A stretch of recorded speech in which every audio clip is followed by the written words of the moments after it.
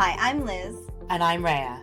Welcome to Karma's My Bitch, a podcast about love, sex, connection, abundance, joy, purpose, peace, and how life isn't simply the stories we tell ourselves. When you really grasp the intersection of fate and magic, we can really see how we are living on our fate. And we know it's our fate because there's a longer continuation, if you will. Interesting. I think that's probably the best way to say it, is it's whatever's happening is part of a longer, larger experience. I met you. That could have been magic if you had come for a session, like you could have magicked me in your life and then moved on, and then we wouldn't have had a relationship. We know it's fate because here we are years later. There's something we're doing together. Exactly. So a magical moment's only small moments? No, not necessarily small. They can, what's small? Nice things come in small packages because I'm tiny, right? Yeah. So I'm special. I don't know. If it's small, it can still be special. Can you have a magical relationship? Like a relationship from magic about magic, or is it relationships of fate? Relationships are fate. You cannot magic a relationship. We've said that, and we will always stand by that. So really all you can do is magic an opportunity. Magic an opportunity to meet a person, or see that person again, but again, they also have to take it, or enjoy your magic with another. Those are the ways. Yes, absolutely. So you imagine, okay, Ricardo was part of my fate. He's my partner. But how I met him was something that I magicked. Because you were like, I'm ready now to meet someone. Detachment style, though, but with love. But how does that work? So he also then felt drawn to go to the party? Or he would have been there? He always knew. Yeah, he was going to be there anyway. He was going to be there anyway, but you magicked your eyes opening enough to the reality that he was there. So, it's a bit like, tell me if I'm wrong, you know how some couples are like, it's so weird, like we were in our lives for like so many years before we actually saw each other. Yeah. Is it a bit like actually what you're doing in that moment is just opening your eyes? Yeah. Although when you look at those stories, the couples sort of, oh my God, this person was in my picture in the background 10 years before. Yeah. And it happens so often. Yeah. That's actually not magic. That's fate. But that's what I mean. The magic part is intersecting. The magic part is they're in the background and you turn around and you see them. Yeah, exactly. That's so cool. I finally understand. Yeah. So magic, because magic is that higher consciousness plus with elevated knowing, etc. That, I knew I was going to meet my person in New York. But if I had made that the objective while I was living in New York, I wouldn't have been able to get through and learn and grow and enjoy New York for what it was at that time in that stage of my life. That makes sense to me. The magical moments, the objects that pop up that we've magicked, they're special. They're always going to be special. And often we're going to know that, but we may not know why, and we may not be aware in that very moment because we're kind of in that now moment, as we said. So we're so busy enjoying it that we may not have thought, oh, I magicked that, right? But magic, because it is now, is not something that progresses. So it is something that we can only enjoy in the moment. Which makes sense because I've now opened my eyes and seen that, met this person in this party, let's say in your case. Fate is what allows it to move forward. Fate is what allows everything to kind of be more than just a moment. And actually I find that that feeling, whatever that feeling is. Is it love, Rhea? No, it's not. It's not relief either. It's like comforting. Because, I think that we've put this whole idea of magic and relationships and everything else, we've put so much pressure on like our magic being the thing that drives it. And we've put so much pressure on us having to be magical in order to continue it. And if things go wrong, it's because we weren't magical enough. When actually it's fate that drives it. It's fate that allows it to continue. It's so much bigger than magic. I have a question. Yeah. Well, it's a question about me, so I'll have to answer it. So it's a question Q&A, Liz. Okay. How did I magic if I was in my karma? I'll answer it, but I'm thinking. Yeah, it's not a test. It's not a quiz. I think because fate and magic are so intertwined. My guess would be if time collapsed, there was a part of you that was always going to be with him. And that part of you was like, I want to meet him then. So it was almost like multidimensional shit. That is one explanation, and it's really good, but that's actually not what it was. Okay. Believe it or not. Yeah. I mean, this is interesting because it's not like I had the answer. So it's not as if, you got it wrong, because that could be the case. But because of circumstances, where I was in my life and what I was needing in order to step forward, was I was living my purpose. Interesting. So I was ready for that step. But in order to meet him and find him, because maybe we would have met a little bit later or in some other circumstance, magic facilitated that meeting at that time when there would have been no other way that we would have crossed paths in a city of 8 million people. So you went to the party where he was. It's not that he came to the party where you were. Precisely. And we can assume a lot of things. And, I'm just going to say it. And I know it's going to be, I'm not even going to caveat it and say it's, a lot of spiritual people think they really understand magic and how it works and how it applies, but it is also so individual that we can't go around saying, well, that was magic. Well, every time I say magic, you say, no, that was fate. So we just don't. It's individual. But here we are. We're trying to break it down quite simply. A moment can be that magic, but fate's the longer bit. And the two can go hand in hand, and that's beautiful. So we have to understand that intersection for 3 reasons.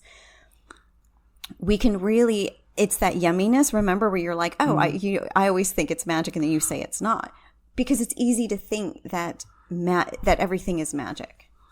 Because we're not used to, in our post-karmic reality, we're just not used to things working out. So we think that it's extraordinary. But fate allows it to work out. Fate is just the strongest power there is. Yeah, absolutely. Okay. So the second reason is it's our purpose. Our purpose is written in our fate. So I guess my anecdote is kind of valid there. Because I was living my purpose and it was just time for me, things accelerated a bit. I needed to get to that point in my fate where we could meet. So I needed to magic it, but magic was not going to actually create that or give me the relationship or do anything around that relationship. That's fate. Which is why I guess in season 11 and episode 23, we discussed that process, because effectively all you're doing is you're magicking the opportunity. Precisely. And so if you are higher consciousness, knowing plus, all the things, then you are just listening to yourself and getting to where you need to go. So magic is not our purpose. Purpose is our reason for being here. Nothing to do with magic. Not to negate the M in our name. It's a very positive thing, but it is not our reason for being. But for that reason, magic needs us to be responsible with it, because with great power comes great responsibility, as cliche as that is. And that is why magic, as you've said before, is very unforgiving. So, and if that's the third thing, with great power comes great responsibility, it makes a lot of sense to me, because we think from outdated separation views that responsibility means I've got to take this seriously. I've got to, no personal gain, blah, blah. We've already dispelled personal gain in one of the previous episodes. So I'm very happy about that. I don't remember what we said, but I know we dispelled it. But when we talk about responsibility here, it's responsibility to ourselves, responsibility to listen to ourselves, responsibility to allow ourselves to be stretched, responsibility to be humble and accept we don't have all the answers. But at the same time, responsibility to know that we can be everything we've experiencing, we're creating, right? Whatever it is, it's how you show up in that room. And that's why we're also responsible for our fate. And I think that's also why we talk about purpose. Because, and I can't believe I'm the one saying this, but season one. I know, but purpose does bring us through our fate. They go hand in hand. Like if I know, let's say I have an idea. I know I want to do the X or Y, right? I'm going to not talk about relationships for a second. I'm going to talk about something else. Okay. A shocker. Amazing. Mark the time and date. Honestly. But no, you're right. But I know I want to do something. And that brings me with joy, because purpose is individual, right? You can share it like what we do here. This is going to bring me joy. And I'm going to really be excited about it. And somehow all my talents and skills and knowledge are going to lend itself to doing this. And it makes perfect sense for me, right? Yes. Doing that then allows me to meet the right people to help push me along that path, right? So I've started this, and so now I'm doing this, and now I'm doing this. And actually, maybe a relationship in this capacity would help me for this reason or for that reason. Like, so if I decide I wanted to be a writer and I'm going to write only during the day, someone who works nights all the time, so that's not going to work, right? Yeah. Unless we're both night owls. Or it could be that actually someone who has I'm very flexible with my timings. And so someone who has a rigid time frames and how they operate doesn't necessarily work. Right? But also at the same time, but sometimes also, yes, it does in your case. But yes. Also I feel purpose then expands you, because if I can write anywhere and be anywhere, then all of a sudden, all the people that I could have been with, the pool is then multiplied. I don't have to, I'm not stuck to one country. I'm not stuck to one type of person. I'm not stuck to, like, all that matters is that we match harmoniously. So it all kind of comes from that space. So we can't really lose sight of our purpose when we discover magic, because yes, magic is so amazing. We want to just sit at home and like just get discounts everywhere. But actually we can use it to help us do the things that bring us joy so they're even more joyful. And that's what I think when you said in the last episode, magic is the extra. Mm-hmm. It's not that I'm not doing all those things anyway. I'm just doing them and they're that little bit greater. Very much, very much. And which is why we really can never give up on our purpose, because magic is not our purpose. And I feel like this is a really interesting episode to stick within. The first 9 are really about how do we define magic, what it is, what it isn't. Yeah. So we're coming into the final third. Now we have to sort of be like, okay, well, this is what you don't want magic to be. This is sort of, if you were going to describe it, this would be the one trap you could fall into with magic. And it's not caution. We're not trying to throw up the red flag here and be like, okay, stop for a moment. But it is, I don't even want to call it a warning, but it is just something that people need to flag. We're going to see magic as if it were normal. How exciting. As people talking about it, people teaching it. So a bit like as manifestation took off, as people start to realize manifestation no longer works in 5D consciousness, they're going to be looking to the next step. That is going to appear to be magic. Mm-hmm. But magic is the byproduct. It's not the way through. So just as people teach a bunch of things, magic is going to be one of those elements that's going to become rather popular in that. What do you guys want to call it? No, in the you don't want to call it that, in the wellness industry. All right, you're so fantastic now, blah blah blah. Now why don't you, what can you create? So what's going to happen is that, and also we cannot forget that we're also bringing in a new generation of very magical creatures, magical beings, these little ones. So they're also going to be, magic is going to seem very normal for them, right? We have to always remember that magic is not a purpose. It's not part of our purpose. It could add some nice stuff to as we live out our purpose. As you said, joy, it could really just be that extra on top of our joy. But it can never be more than that. It's like getting your favorite seat at the coffee shop where you write your book. You're still writing your book. Yeah, exactly. And actually, I'm really glad we ended up having that conversation earlier this episode about relationships, because it's not the relationship. It's not even the experience of the relationship. It's the extra bits on top. And that's why it's the M in our name, because that's why it does shortcut us to bliss. And magic is amazing. But it's not everything, because otherwise we wouldn't even be here again. Yeah, exactly. So what's interesting is that fate and magic, they intersect. Neither one supersedes the other. But what's interesting is that magic can negate fate. Dun, dun, dun. What do you mean? Because if we live from that, if we live from a place in which we've turned magic into our purpose, or we focus our energies on magicking our reality, magicking our lives, etc., or things about it, it drops us into a different existence, a purposeless one. So it doesn't end up being, it's not the full divine experiencing itself, because then you're just existing within the realm of magic, which is just a very small portion of the bigger divine experience. So it's a bit like one of those movies where you like find the treasure and everyone's like, shit, something's happening, we've got to run out, just take what you can. And then there's one person that's like, no, I'm going to stay and just be with the treasure. And then the cave collapses and then they're kind of fucked. Exactly. And we're not saying that it'll lead to your like imminent death, but then you can have the treasure, but you're just locked in a room with it. That doesn't really do much. You're meant to be living and doing all the things and enjoying your fate, enjoying your relationships, enjoying your purpose, and having magic, rather than just being in magic and nothing else. Yes, precisely. So if you can get to a point where you're living your fate, and you're experiencing that fate in part because you're living out your purpose. And as you're living out your purpose, a lot of things fall in line with that, relationships, etc.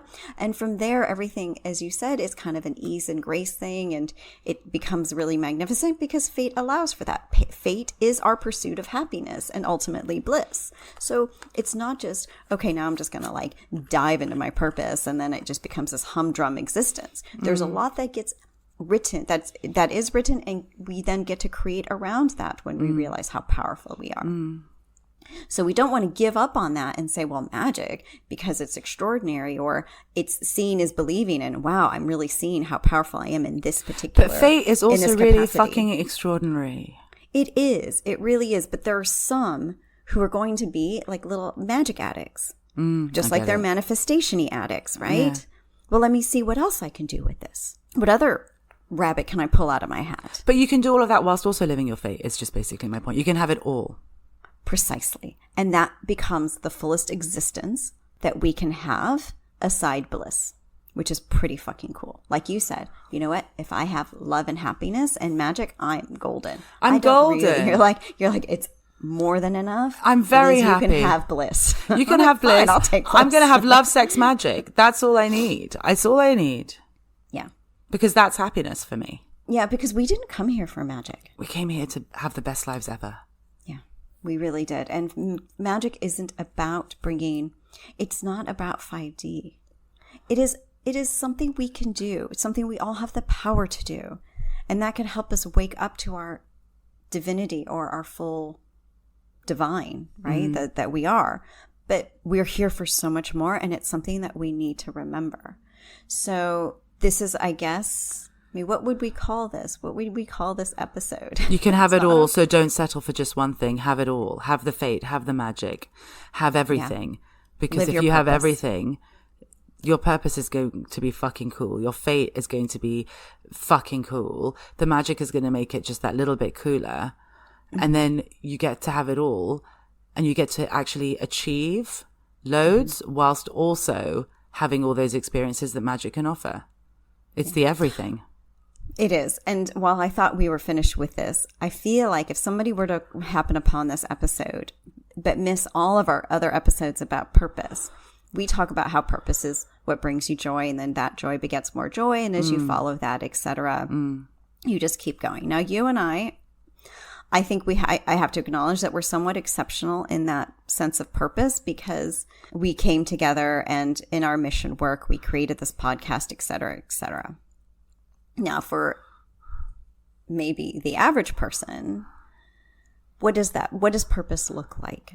Somebody who might be sort of stuck in a sort of 9-to-5 or regular job that's, doesn't really bring them much joy, but is something that they need to do because it pays the bills. How does one get to purpose? Finding what brings you joy and doing more of it. Yes. Now, if that seems too far away, I know that I'm sort of like, it seems a little karmic-y, but there are those people that even absent of all of that may not have had that extra bit. So what's the answer? Because they've made certain decisions and choices. Maybe they've turned their families or kids into their purpose. Yeah. Maybe they've turned. But purpose is not reliant on anyone else apart from you. No, exactly. So we really have to look at, and the reason I keep Rhea answer this is, where's the love? You have to be able to answer, where is the love? And that answer is always going to be in yourself, but where in that self? And where can you express it? Thank you for listening. For more information, articles, and inspiration, find us at karmasmybitch.com and at karmasmybitch.insta. And if you liked what you heard, please subscribe and leave us a review.